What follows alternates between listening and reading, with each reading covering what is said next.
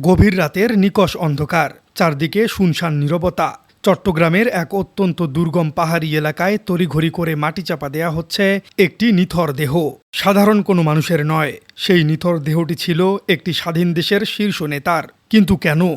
জিয়াকে কেন পাহাড়ে কবর দেয়া হয়েছিল? সেই চাঞ্চল্যকর গোপন রহস্য বের হলো প্রকাশ্যে। না দর্শক, এটি কোনো হলিউডের সাসপেন্স থ্রিলার কিংবা কাল্পনিক সিনেমার প্লট নয়, বরং বাংলাদেশের ইতিহাসে সবচেয়ে বড় ট্র্যাজেডিগুলোর একটির নির্মম বাস্তব চিত্র। দীর্ঘ ৪৫ বছর, অর্থাৎ পুরো ৪.৫ দশক ধরে রাষ্ট্রের শক্তিশালী গোয়েন্দা জাল এবং আইনের কড়া নজরদারি ফাঁকি দিয়ে গা ঢাকা দিয়েছিলেন একজন সাবেক সেনা কর্মকর্তা। তার নাম মেজর মোহাম্মদ মোজাফফর হোসেন। তিনি ১৯৮১ সালের সেই ভয়াল রাতে রাষ্ট্রপতির নিথর দেহটিকে অত্যন্ত সংগোপনে চট্টগ্রামের পাহাড়ি অঞ্চলে গুম করার মূল দায়িত্ব পালন করেছিলেন। অবশেষে ঢাকা মহানগর গোয়েন্দা পুলিশের জালে ধরা পড়েছেন এই মোস্ট ওয়ান্টেড আসামি। কিন্তু রাষ্ট্রের শীর্ষ নেতা অর্থাৎ মেজর জিয়াউর রহমানকে কেন সেদিন সম্মানজনক বিদায় না দিয়ে পাহাড়ের নির্জনতায় মাটি চাপা দেয়া হয়েছিল? চলুন দর্শক, সেই রাতের অজানা রহস্যের গভীরে প্রবেশ করা যাক।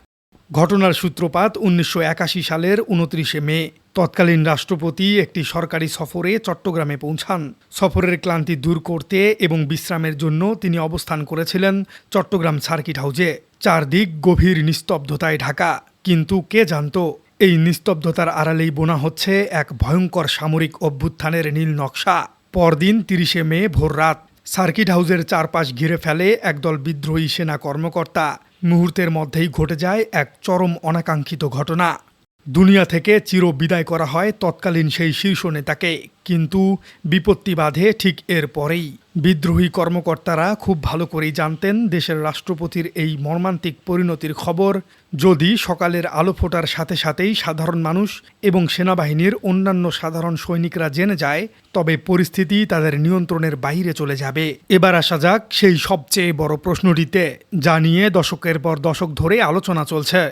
কেন চট্টগ্রামের রাঙ্গুনিয়া বা ইঞ্জিনিয়ারিং কলেজের পেছনের সেই দুর্গম পাহাড়কেই বেছে নিয়েছিল ঘাতকরা? কেন সার্কিট হাউসে বা শহরের কোনো স্থানে নিথর দেহটি রাখা হয়নি? দর্শক, সামরিক বিজ্ঞানে একটি টার্ম আছে যাকে বলা হয় স্ট্র্যাটেজিক কনসিলমেন্ট বা কৌশলগতভাবে আড়াল করার নীতি। যখন কোনো বিদ্রোহী গোষ্ঠী রাষ্ট্রের ক্ষমতা দখল করতে চায়, তখন তাদের প্রধান লক্ষ্যই থাকে পূর্ববর্তী নেতার অস্তিত্বকে এমনভাবে আড়াল করা যাতে তার অনুসারীরা কোনোভাবেই আবেগতাড়িত হবার সুযোগ না পায়। ইতিহাস ঘাটলে দেখা যায় বিদ্রোহী সেনা কর্মকর্তারা নিশ্চিতভাবেই জানতেন তৎকালীন রাষ্ট্রপতি সে সময় সাধারণ সৈনিক এবং মানুষের কাছে কতটা জনপ্রিয় ছিলেন। তার নিথর দেহ যদি সার্কিট হাউসেই পড়ে থাকত, তবে সেই দৃশ্য দেখে সেনাবাহিনীর অন্যান্য অনুগত ইউনিটগুলো মুহূর্তের মধ্যেই বিদ্রোহ করে বসত। এই বিশাল গণবিস্ফোরণ ঠেকানোর জন্যই মূলত পাহাড়কেই বেছে নেওয়া হয়েছিল। নির্দেশ পেয়ে মেজর মোজাফফর হোসেনের নেতৃত্বে একটি দল রাষ্ট্রপতির নিথর দেহটি একটি সামরিক যানে তুলে নেয়। গন্তব্য ছিল শহর থেকে বহু দূরে, জনমানবহীন দুর্গম পাহাড়ি এলাকা, যেখানে সাধারণ মানুষের যাতায়াত ছিল না বললেই চলে। রাতের নিকষ অন্ধকারে কোনো রকম জানাজা, ধর্মীয় আনুষ্ঠানিকতা বা রাষ্ট্রীয় সম্মান ছাড়াই অত্যন্ত তাড়াহুড়ো করে মাটি চাপা দেয়া হয় দেশের শীর্ষ নেতাকে। এই পাহাড়ের নির্জনতাকে বেছে নেবার পেছনের উদ্দেশ্য ছিল দুটি। প্রথমত, প্রকৃত ঘটনাকে দিনের আলো থেকে আড়াল করে রাখা, যাতে রাষ্ট্র নিয়ন্ত্রণের জন্য তারা যথেষ্ট সময় পায়।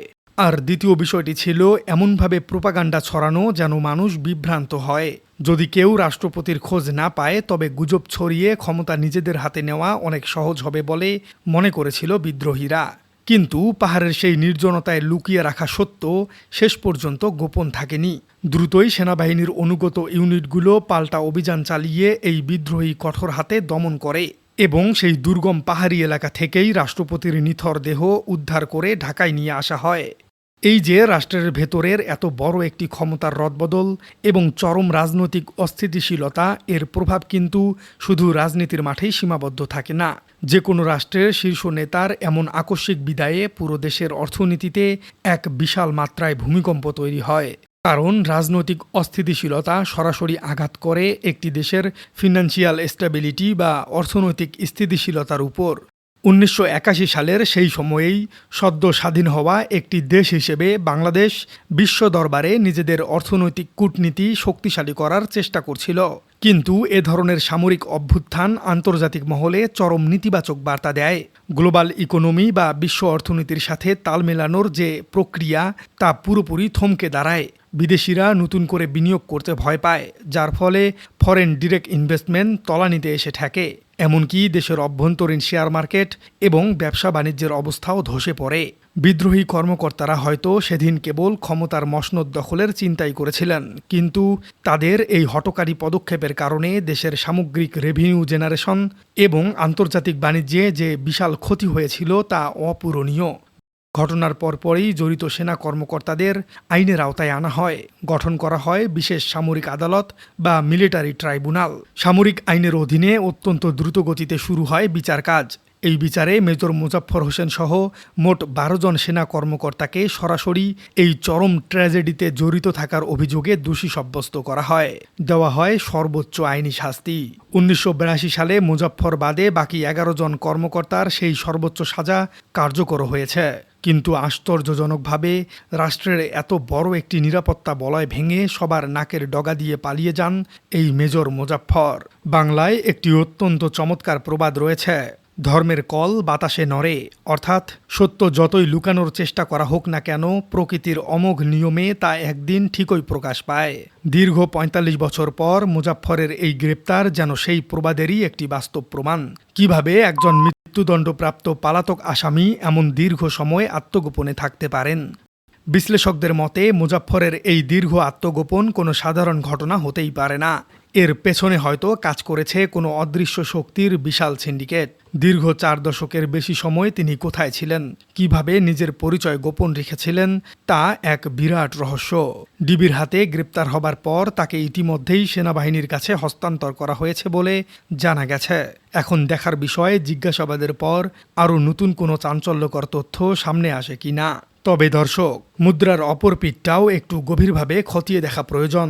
নিরপেক্ষ বিশ্লেষণের স্বার্থে বিপরীত পক্ষের দাবি বা ইতিহাসবিদদের ভিন্ন মতগুলোও এড়িয়ে চলার কোনো সুযোগ নেই।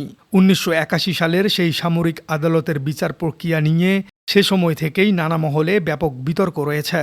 অনেক সমালোচক এবং আইনি বিশ্লেষক মনে করছেন সেই বিচারটি হয়েছিল অত্যন্ত তড়িঘড়ি করে। অভিযুক্তদের আত্মপক্ষ সমর্থনের পর্যাপ্ত সুযোগ দেওয়া হয়নি বলে দাবি করা হয়েছে। এমনকি এই অভ্যুত্থানের মূল হোতা হিসেবে যাকে দাবি করা হয়েছিল সেই মেজর জেনারেল আবুল মঞ্জুরকেও গ্রেপ্তারের পর অত্যন্ত রহস্যজনক পরিস্থিতিতে চিরবিদায় নিতে হয়। কিন্তু মঞ্জুরকে কেন আদালতে দাঁড় করানো হলো না, তাকে সরিয়ে দিয়ে আসলে কার স্বার্থ রক্ষা করা হয়েছিল? সমালোচকদের মতে সেদিনের সেই চরম পরিণতি ভোগ করা ১১ জন কর্মকর্তা হয়তো ছিলেন কেবল দাবার খুঁটি। আসল মাস্টারমাইন্ডরা হয়তো থেকে গেছেন ধরাছোঁয়ার একেবারেই বাইরে। মেজর মুজাফফরের মতো কর্মকর্তারা হয়তো কেবল উপরমহলের নির্দেশ পালন করেছেন। আর তাই প্রবাদে যেমন বলা হয় কেঁচো খুঁড়তেই সাপ বেরিয়ে আসা, ঠিক তেমনি মুজাফফরের গ্রেপ্তারে হয়তো এমন কিছু প্রভাবশালী ব্যক্তির নাম বেরিয়ে আসতে পারে যা অনেকের জন্যই কাল হয়ে দাঁড়াবে। দীর্ঘ ৪ দশকেরও বেশি সময় পর এই গ্রেপ্তার কি শুধুই একটি আইনি প্রক্রিয়ার অংশ, নাকি এর পেছনে লুকিয়ে আছে নতুন কোনো রাজনৈতিক মেরুকরণ? ইতিহাসবিদ ও গবেষকদের মধ্যে এই প্রশ্নগুলো আজও প্রবলভাবে ঘুরপাক খাচ্ছে। পাহাড়ের নির্জনতায় রাষ্ট্রপতির দেহ গুম করার যে ভয়ঙ্কর নীল নকশা, সেটি কেবল কয়েকজন জুনিয়র অফিসারের মাথা থেকে এসেছিল, নাকি এর পেছনে ছিল দীর্ঘমেয়াদী কোনো ভূরাজনৈতিক ষড়যন্ত্র? এসব প্রশ্নের উত্তর আজও ধোঁয়াশায় ঢাকা। পরিশেষে বলা যায় ৪৫ বছর পর ধরা পড়া মেজর মুজাফফরের এই ঘটনা রাজনীতি এবং ক্ষমতার এক নির্মম রূপকে সামনে নিয়ে এসেছে। যিনি একদিন দম্ভ ভরে দেশের শীর্ষ নেতার অস্তিত্ব মুছে ফেলতে চেয়েছিলেন পাহাড়ের গভীর অরণ্যে, আজ তিনি নিজেই ইতিহাসের পাতায় এক ঘৃণিত পলাতক আসামি।